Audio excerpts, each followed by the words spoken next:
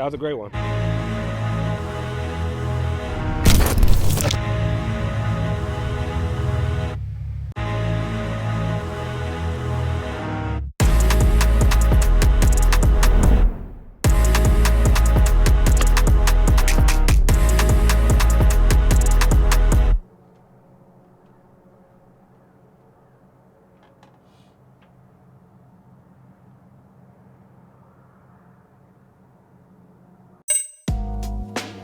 All right, so how's everybody out there doing today? It is, of course, your boy Volandis back with yet another video. And in today's video, we're going to be talking about the DJI Osmo 360. All right, so usually when I hear about cameras like this, my mind doesn't necessarily gravitate towards using them, because when I think about filmmaking, my mind automatically goes towards using something like an FX3 or another cinema camera. But the way that these little small cameras have been evolving over time has been really fascinating to see. And honestly, in the space for filmmaking, I think that these cameras hold an essential place for a lot of people, as far as vloggers, filmmakers, people who do action sports, and so many other types of ways of making videos. I feel like these cameras can kind of fall into every single aspect of making a video, which is insane. Because usually when you see any camera, especially a camera like this, the first thing you kind of think about is, who is that camera for? And I feel like a lot of people put themselves within boxes and places within filmmaking and video creation to where they'll get a certain camera if it fits the thing that they do. Because for me personally, using it alongside my FX3 was the best case scenario for me. I was able to film these little inserts that I wouldn't normally be able to film with my FX3. Because it's so small, because it's so lightweight, because it's so durable and can take a beating, I can clamp it onto a skateboard. I even taped it onto my football and went to the park and threw the football around. Honestly, that was one of the coolest things that I kind of did with it. Honestly, I'm pretty proud about that one. But being able to put it inside my car or clamp it outside my car, and honestly using it for things that I couldn't do, and honestly things that I wouldn't do with my FX3, was for me very important. Like being able to see the football spin around in the air, like that's not a shot that you can usually get without excessive rigging, or you couldn't really do that practically unless you used a small camera like this, or like I said, excessive rigging and some things that wouldn't, you know, make your camera break if things went wrong. And on this, you can see that it has some scuffs and some markings and some scratches because it did fall and drop and get slammed on the ground a couple times. But honestly, being able to use gear that you're not afraid to break is probably how you get the best out of it, which also makes this camera great for solo filmmaking. As you guys know, I do a lot of solo filmmaking, just going out, setting up shots and doing things by myself, or if I'm with one other person, I'm doing everything from lighting to shooting to directing to everything, production, just the whole nine. I'm doing it all, and this makes that so much easier.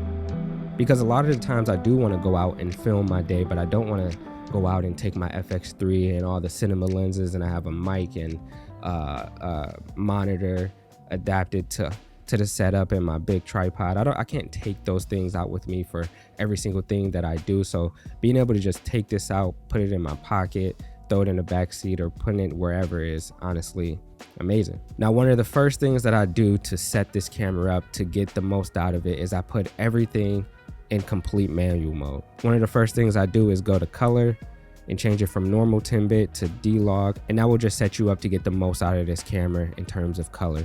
And then the next thing that I do is turn the texture down to -2 and the noise reduction down to -2, because I'm trying to get the flattest image possible and I just can't really deal with the digital sharpening. And then for me, I also put it on manual exposure and manual white balance, because for me, these are just ways that I can fully control the look that I'm getting out of the camera. And then also, speaking of the look, it also has the industry's first 1-inch 360 imaging, which captures more light and detail than traditional rectangular 1-inch sensors.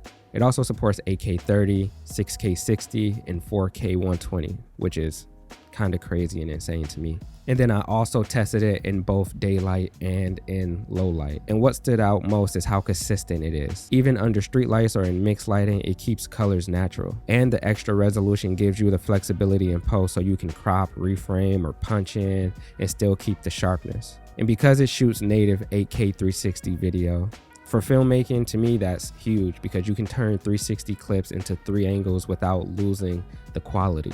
I've also just been using this camera with the internal storage. I haven't even bought a memory card for it, because the internal storage it's just so much internal storage that you can just go out and just use it without having to think about bringing a memory card with you. You know how many times I've gone out, got to the spot with my FX3 and like 100% just forgot the and then I've also had it for quite a bit of time now, I think months, and I've only charged it like twice. Like, the battery life on this thing is crazy. It has 100 minutes of continuous 8K 30 frames per second recording, or 120 minutes in endurance mode. And one of the biggest things for me is the DJI ecosystem. It's compatible with the Osmo Action Series mounts and magnetic quick releases. It supports Osmo audio, dual mic recording. So honestly, for me, when I think about who this camera is for, I have to kind of say it's a camera for everybody, because even if you usually wouldn't gravitate towards a camera like this, like myself, or use a camera like this, it is just one of those things that to me makes you a better filmmaker, because it challenges you to use something that you wouldn't necessarily use anyway, and then also forces you to kind of see the world and what you're filming a little bit differently, which I always invite and something that I always love doing. It's a cool little camera. Every single time I pull it out, people are always intrigued and kind of fascinated with the camera itself, which is interesting to me, because I go out with my big rig and this whole thing, and people just like don't want nothing to do with this camera, but then I pull this camera out and everybody's like trying to see what it's about. And also, usually people just feel a little bit more comfortable filming something on this camera because I feel like it's a little lower stakes and not that big of a deal. And then also, like I said, just being able to mount it inside very tight spaces that I can't put this camera with all the rigging and stuff on it, and then being able to connect to the mic, so like you can have kind of crisp and professional audio to go along with the video from this camera, and just so many different other things. I think it's really good for solo filmmaking, just making films with it by yourself as well. And then also just the 360 aspect, which again, I've never even used a 360 camera, but it was also cool to get out and do some creative things that I've never really done before with this camera. So that was also fun. But yeah, that is the DJI Osmo 360. I hope you guys enjoyed the video, got something out of it. If you are not subscribed to the channel, please do me a favor and hit that subscribe button. If you're already subscribed, I'm not talking to you because you already did what you had to do. So with that being said, I'm gonna get up out of here and I'm gonna go do some shit, man. You know the vibes, man. Let's get it. Also, while filming for this video, I chipped my goddamn tooth. Like, hold on. Let's see. I literally fell on my face and chipped my tooth, busted my lip, trying to film a video, this video to be exact. So please like, subscribe, comment, do all those things for your boy, please, please, please, please. Thank you.